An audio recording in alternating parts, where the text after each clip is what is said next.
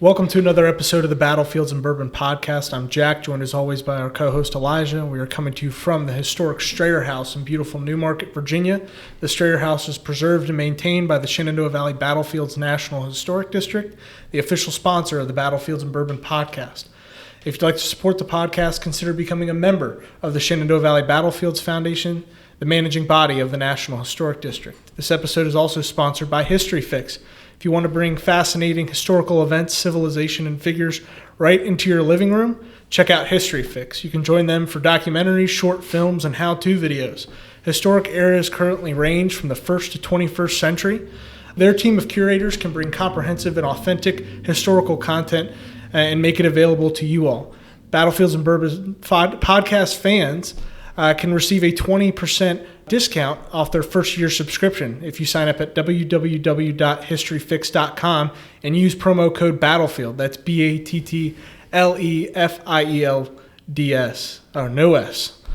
Just Battlefield. Every subscription includes a 7-day risk-free trial after signing up. Download History Fix app and also the other streaming apps to watch the shows right away. Escape into history with History Fix. We have a very special guest on a very special episode, Mr. William Eichler. Will, thanks for joining us this day for this episode. Oh, congratulations, fellas. It's been fun to listen to the podcast grow and continue, and it's a thrill to be here with you guys. Yeah, we're super excited to have you on. Thank you for providing us guidance over the past year with this podcast and giving us, advice and constructive criticism. It's been great to implement some of that into what we do, and we're truly grateful to finally have you on as a guest. So thanks for coming on. But before we go any further and get into our topic that you're going to help us, help guide us through today, our glasses are empty, so let's get them filled.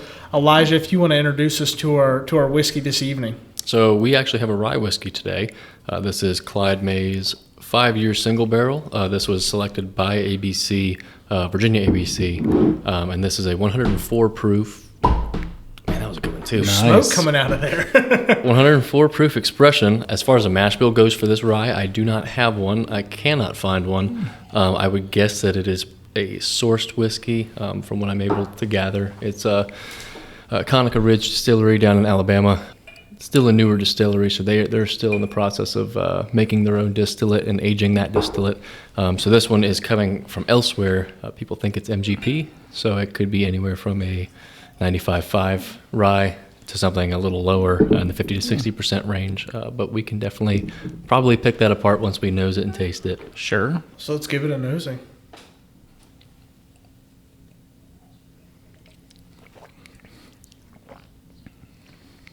Got a little spice to it. Mm-hmm. That might be a 95, I'd say. Very sweet. Yeah. Well, let me, rather than being the guest, play the part of the interviewer for a second, because I'm a storyteller, not a whiskey guy. You used a phrase here. You said this is sourced. What's that mean? So this would mean that most up-and-coming distilleries, newer brands, they will actually get their product from a place that's called MGP or other companies that distill for these new brands, and they give them product to put out for their customers while they're waiting on their own stuff to age. So this is like a kind of a jump start for the newer brands. Great. So they can just get distillate, age it, good to go. So they get the distillate, but they still do the aging in whatever their rick houses are. Yeah. Okay. Yep. I think you can get some aged stuff that's not, I don't want to say common, but it's not uncommon. It just depends on the brand, how new they are, what they've got as far as a setup for their distillery grounds, what they can handle. But I mean, this stuff, Clyde May's, the bourbon has been around for a little while, and I know we had their bourbon on another episode, and that was the history on that gentleman, Clyde May himself, World War II veteran. So super cool to be able to support that. But yeah, the bourbon's been around for a while. I think the rye is a little bit of a newer thing for them, so that's probably why that's sourced, and they're just recently getting their actual distillery up and running here within the past few months, I believe. Well, this one's worth having again, and I think I'll be picking up a bottle before I head back north. Yeah, you can find this in most ABC stores here in Virginia. I feel like it's, I've seen it on the shelf many a times. This specific bottle was, I guess bottled specifically for ABC. What's this fancy tag we have on the bottle here, Elijah? So Virginia ABC will periodically do barrel picks. And what that is they just select single barrels of whiskey from different distilleries, and then they just make those available across the state to their customers. So this is a single barrel, not a small batch. So this is going to have its own unique flavor profile for that barrel. I definitely get a lot of sour apple off of that one, which is interesting.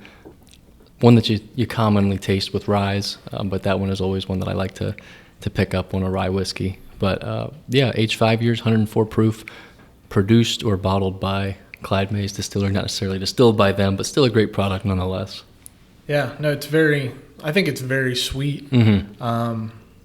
I don't know, Will, I don't know how often you kind of, review whiskeys or bourbons, but what are your thoughts with, this one? Obviously you said you'll have to pick up a bottle, but I guess if I can ask, what kind of notes or things are you getting?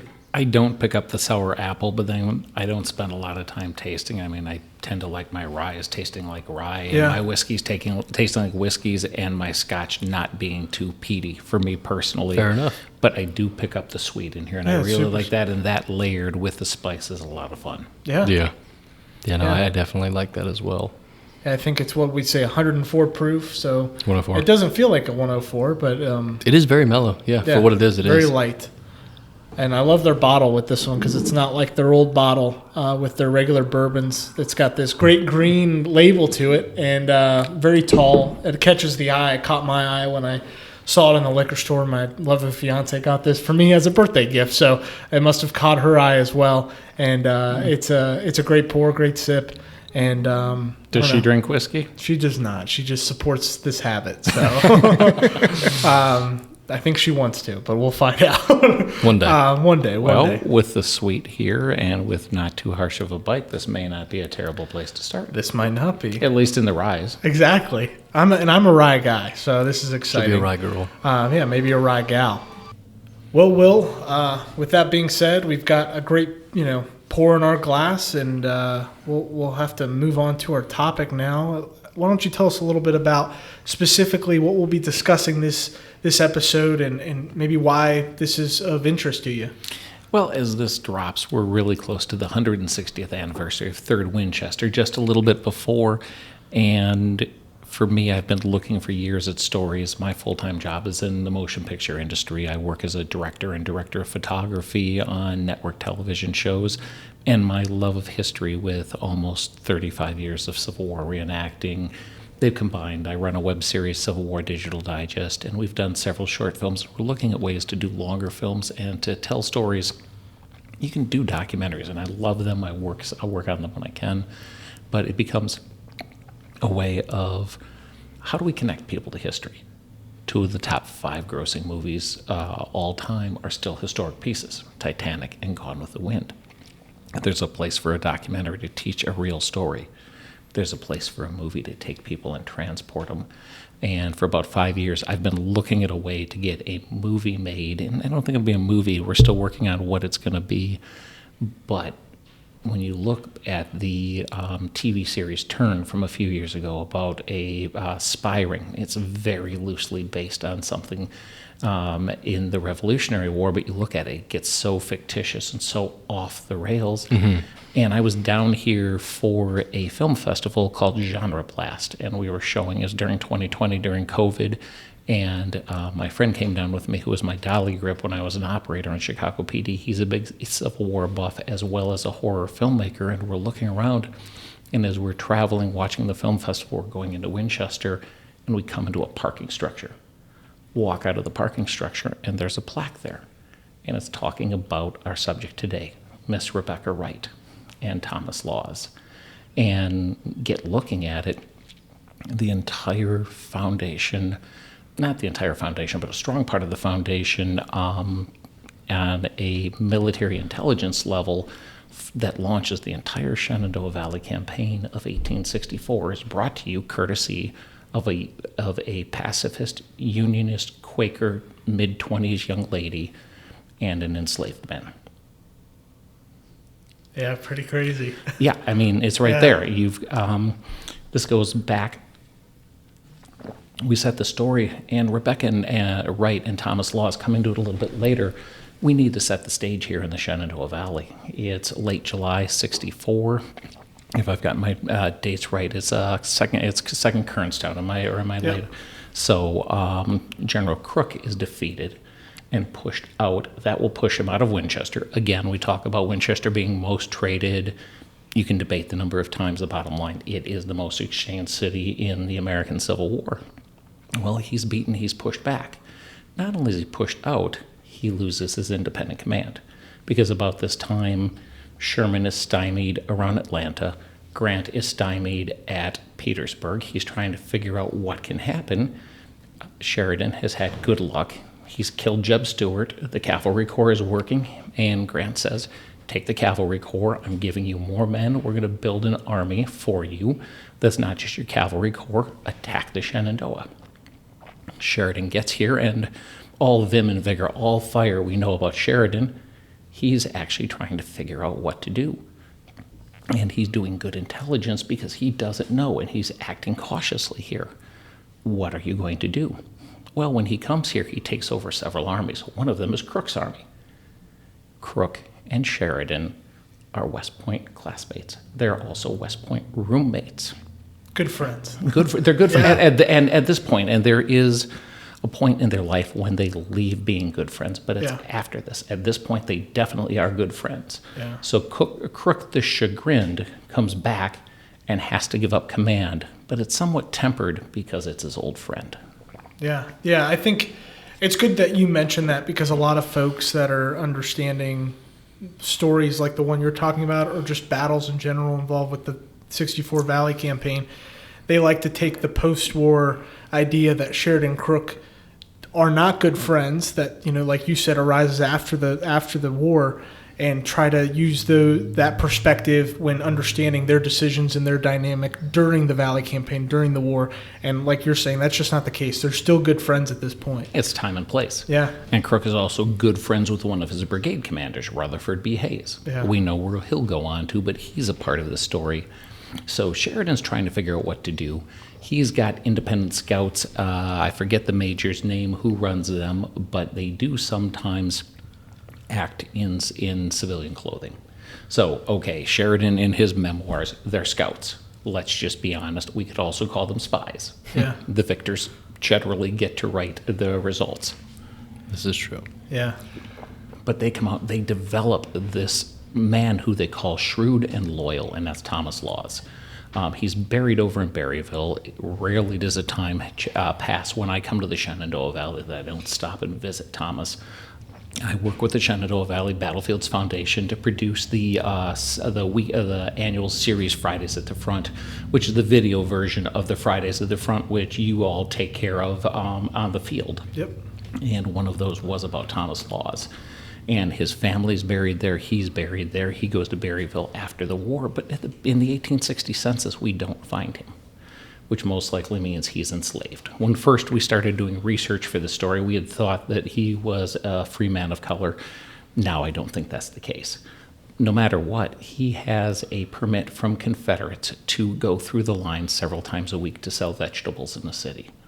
Again, the city is relatively besieged. It doesn't matter by which. It's either mobbed by Confederate soldiers trying to eat, or it's got federal soldiers who don't like a good portion of the populace. And so here's a way to get food and to get fresh vegetables in. The scouts realize what they have, and they take him to Sheridan. And Sheridan is also talking with Crook, both old friends. Yeah. And again, he's looking for intelligence. Who was the last commanding officer in Winchester? It's Crook. And Crook says, if there's somebody who will help you, I think I know. It's a young Quaker lady by the name of Rebecca Wright. She's a school teacher. Well, when you look at the stories of the Civil War, brother versus brother, we talk about the 1st Maryland versus the 1st Maryland. We talk about the brothers from Maryland, who one captured the other here in the valley, and then the next morning the one from the opposite side was let go quietly, and no repercussions from on the other brother. We have this mythos and this ethos of that as part of our American understanding of what the Civil War is. And then let's flip the gender coin. Rebecca's young sister Hannah is a stark raving Confederate. So Crook, probably unwittingly, says, hey, Go talk to this lady, not realizing that she's been hiding all the time. She teaches school, and at the beginning of the war, she has to go from working in one of the main schools to teaching in her own home, teaching other loyalist families' kids, because she's been run out, she's been ostracized, is sort of frozen in place. And that's something to note, too, is that Winchester at the time, the population of Winchester is incredibly secessionist. So she being a Unionist is very much so in the minority. Absolutely, but she's not there by herself. So when we look at the book Winchester Divided, Julia Chase, one of the main authors of that book, as far as the two original journals that we follow, she's the Unionist. She and Rebecca are friends. So when you look at Civil War Winchester, she pops up in here. So the city is divided. It is definitely heavily Confederate, but it is a majority. It is not like 90-10, I don't think. I get the feeling that it's not quite. It's definitely heavy super majority, but I don't think it's quite that far. Yeah. So Sheridan talks to Crook and says, who can I get to? Okay, I need to talk to this lady. How can I talk to her? The scouts come in. They say, we've developed this man who is loyal and shrewd. Sheridan wants to talk to him. They spring Thomas Laws from wherever he's at and bring them to Sheridan's headquarters. And the Taylor sketches, one of the great sketches, is of Sheridan and Thomas Laws sitting by the fire at night talking, as Sheridan's trying to talk him into the next time he goes into Winchester to take a message. Do you know Rebecca Wright? There's some discussion in the historic record. Did they know? One account says, oh, yes, I know her. And another account says she was panicked when this man came. So there is some gray there. Still, the gray of, not the gray of Confederacy gray, but the gray of time and the gray of multiple accounts. We don't know how well they know each other. But at the end of the day, Thomas agrees to go and take a message from Sheridan through the Confederate lines to Rebecca. So, and the plan they devise, because Sheridan realizes what will happen if he gets searched and how good of a chance there is that he could be searched. Okay, so what do? They're going to write the message on tissue paper, and that'll be wadded up in a 19th century version of tinfoil, and Thomas is to carry that in his mouth. If he passes through, no problem. If he gets searched, all he has to do is swallow it. Wow. It's a good way to do it, though. Yeah, absolutely. But, I mean, we're talking about dead drops and spy stuff in today's movies. What did we just do here? Right. Yeah, and I've always heard, when I've heard this account of the capsule of tinfoil, I've also heard like gel capsule, which I don't know how that would have worked. But the idea of swallowing this note, I mean, I'm sure this note couldn't have been this small.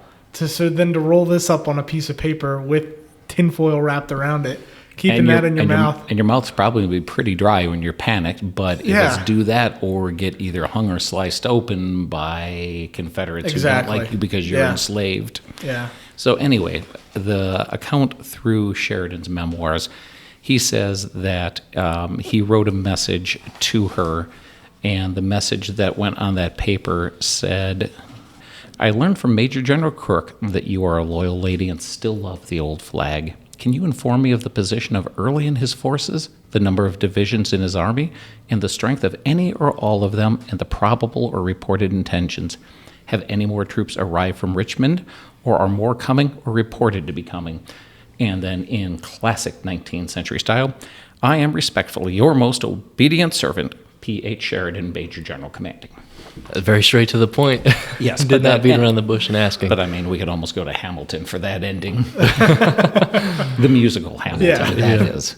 So, but Thomas agrees to it, and he does, and he goes in and he makes the delivery to Rebecca. Some stories say they know each other. Some, again, one story says he was darting around the house, shutting the windows, and she's panicking, trying to figure out what this African-American gentleman is doing in her school, shutting the windows on her. At the end of the day, he delivers the message and goes away to give her time to deliberate.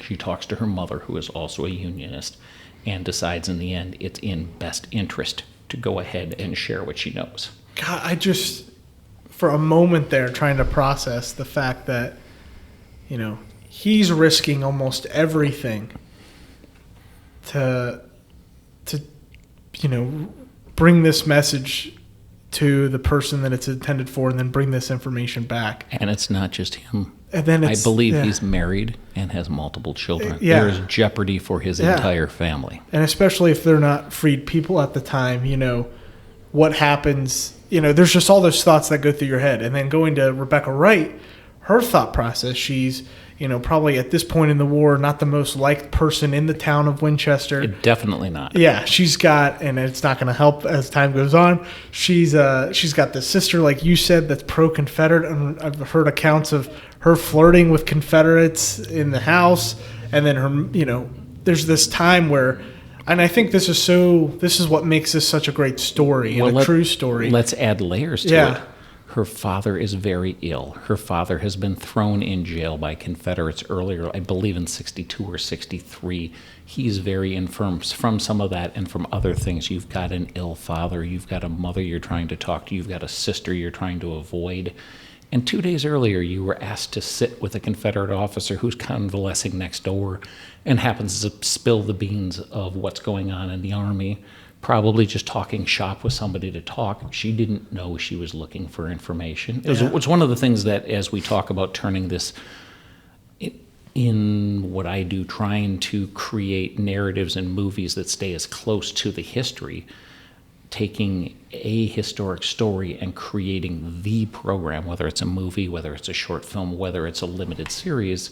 One of the challenges is taking the history and turning it into narrative arcs. Well, Rebecca Wright is your main character. The Confederate officer tells her something. Thomas shows up. She does have to make a choice to send the information back, but everything else falls in her lap. She's very difficult to make the heroine because she doesn't take actions. We don't take her journey with her. She doesn't, other than this one thing which is internal, she doesn't have to make a decision. Yeah, I mean... and this is converting history to movie is one of the challenges. Because you could flip it and find a way to make Thomas Laws the main character of of this story in a way, too. Okay, time for Jack to quit doing battlefield interpretation and start screenwriting. Yeah, but... You might have just picked where we're sort of barking at right now. Well, going back to that moment where she needs time. Thomas Laws has to go away, go somewhere. Does he continue to his vegetable and fruit selling gig?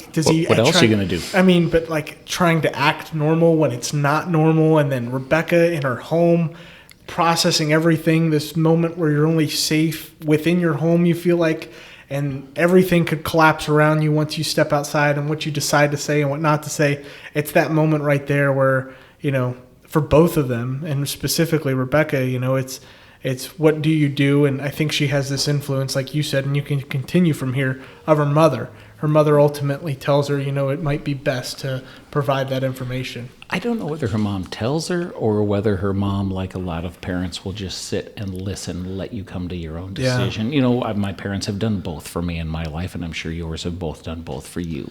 Yeah. So that's sort of lost to time, but through that conversation, Rebecca makes a decision.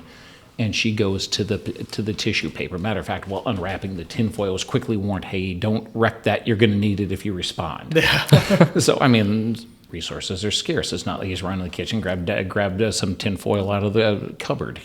Things are in a different place, especially in a reduced Confederacy. But this is what she does. September 16th, 1864. I have no communication whatever with the rebels, but will tell you what I know. The division of General Kershaw and Cutshaw's artillery, 12 guns and men, General Anderson commanding, have been sent away, and no more are expected, as they cannot be spared from Richmond. I do not know how the troops are situated, but the force is much smaller than represented. I will take pleasure hereafter in learning all I can of their strength and position, and the bearer may call again. Very truly yours.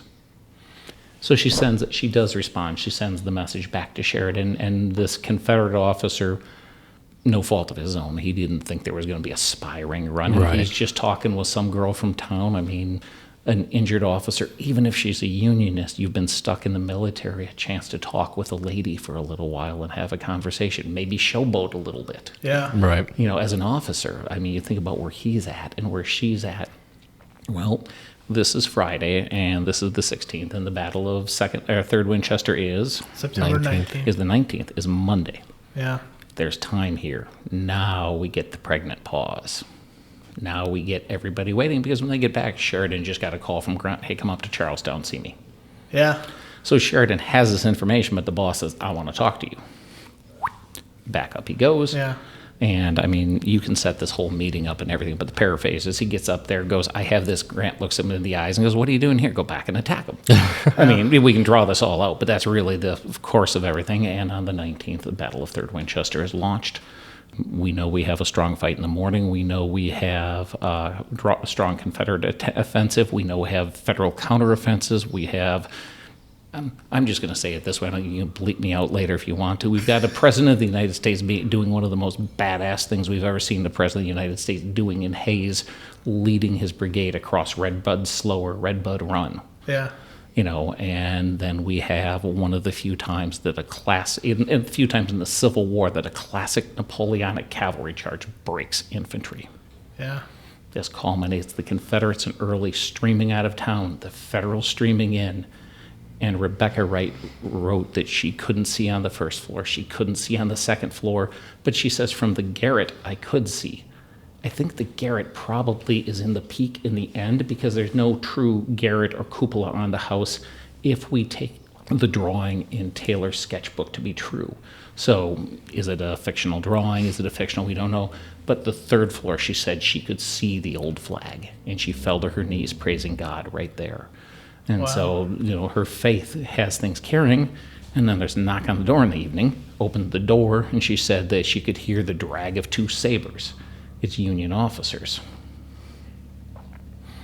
General Sheridan writes the telegram to Grant of the victory on one of the desks in her schoolroom. And we have that in Taylor's sketchbook as well. Wow. Wow. And then we're on our way down the rest of the Valley Campaign. But the launch of the Shenandoah Valley Campaign is brought to you by a pacifist Quaker woman and an enslaved man. Wow. So what from here? I mean, is this the end of the story for Rebecca Wright and Thomas Laws, or? Thomas goes a little distant. We don't have as much about him. We know where he passes, and having shot that episode, the Jessamine County Historical Society that runs the school museum next door also takes care of the cemetery. And to be very honest, as a good white boy coming into their cemetery, I got looked at twice. And one of the ladies, who I think is the vice president of the Historical Society, also works in the cemetery, and she was very cross about me being there with my business partner Andy, but we talked more and more, and after spending about an hour and meeting every single one of her dead aunts and hearing some amazing stories out of her community and her family, she was perfectly pleased to have us tell Thomas's story.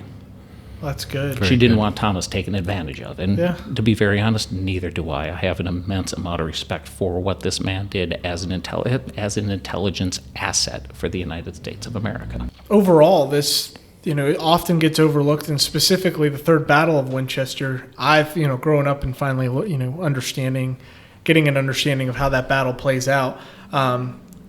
Me as a kid, I always thought, man, that'd be such a cool battle to have a film about because of the Thomas Laws and Rebecca Wright story, because of the seesawing action, what it leads to, Grant's involvement, the effect that it has, the amount of casualties as a result. A president being a flat-out hero, the redemption story of Crook who gets beat, who brings the good information, who subjugates himself in military order without being a sullen prick.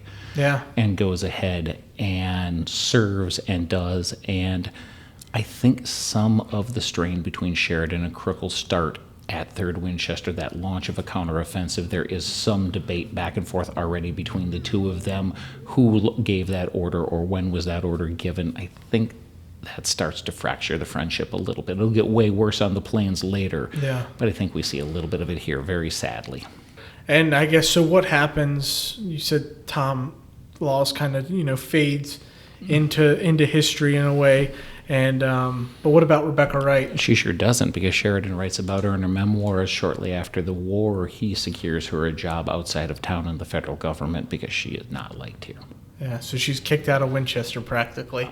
I wouldn't say kicked. She's more run out of Winchester.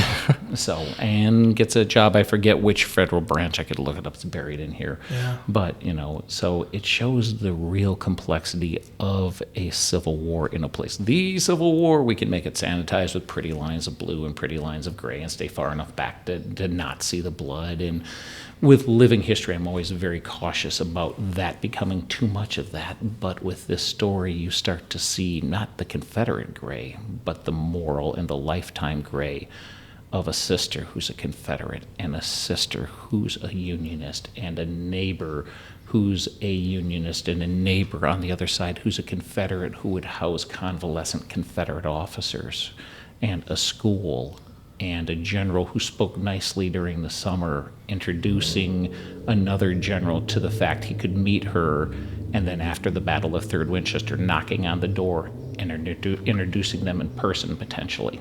And there's very real consequences for all of these choices. I mean, if she decided to just hang on to the information a little bit longer, would the Battle of Third Winchester have happened as it did?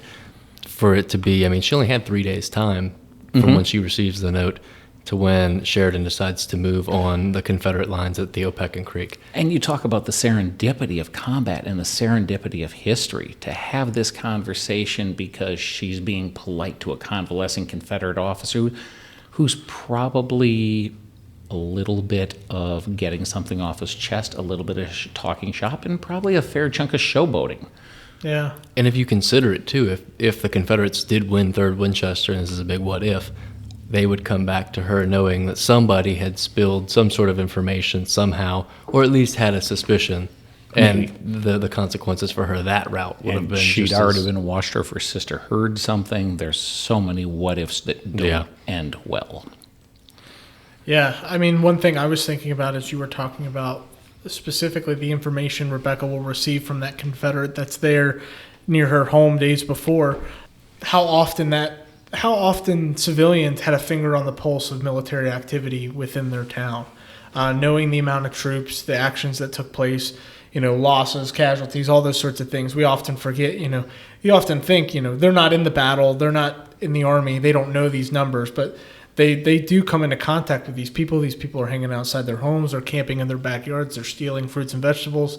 So they're around, they're hearing it, and I feel like it's a fact that often gets forgotten. In this case, it was used for the benefit of the cause. So of the Union Army, absolutely. Yeah, here. Yeah.